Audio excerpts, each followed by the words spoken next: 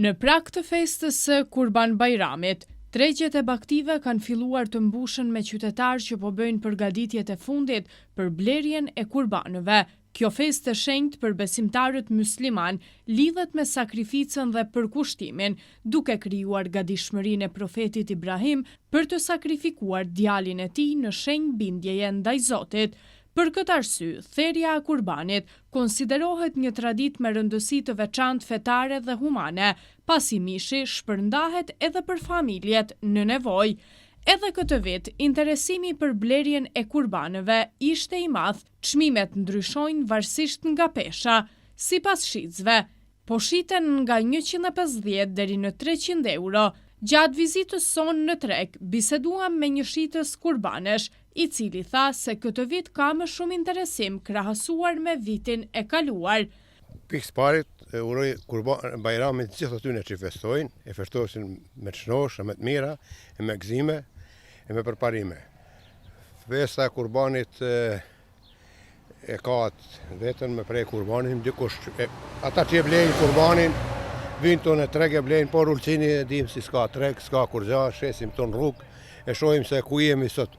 Edhe besoj që kjo e kallëzon zënjen në komunën tonë, por edhe në gjeverien tonë, se bujësia ashtu shkot e poshtë. Kjo mos më kanë ta kurbana, s'ke kuj me shit. Prollon bujku, nuk mundet, unë nuk jam i prolluar si mas, por ata që kanë prollime që bajnë shumë, merren në blegtori, merren me punë bujësisë, bujësia është nivelin më të ulët, edhe është një alarm, duhet me dhënë alarm kësaj gjeverie që me një mu bujësisë, nëse menojmë për problem bujësisë. Si kanë qenë çmimet? Po çmimet kanë qenë si ka diktirat, si dikton tregu. Ka pas 200, 250, 300. Dhe shtetare, ka pas nga 400, 500 për tra, ata janë tra. Blerësit a janë anku apo jo janë dukur çmimet reale? Po blerësit, si blerësit, nuk janë anku ata se i ka ban jetë për Bajram edhe i ne pa të pare, por në tjera edhe blerësit edhe gjithë janë kjo situati. Sa dasha keni shit ju sot? Unë sot kom shit 2 dasha. Po ashtu, folëm edhe me një qytetar që sapo kishte bërë blerjen e kurbanit të tij. Ai tregoi se kjo traditë ruhet me më shumë përkushtim në familjen e tij.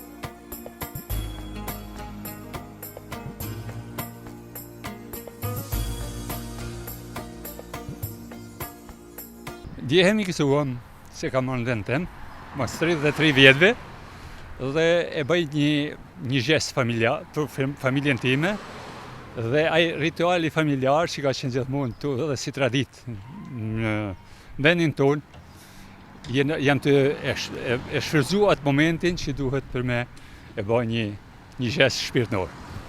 Unë nuk e qyra shumë, se unë kjo zotnia ishtë shoqjen dhe më ka dhënë me një çmim voliçëm dhe jam shumë i kënaqur, nuk e kam qyrë se sa kushton ose ç'a bën.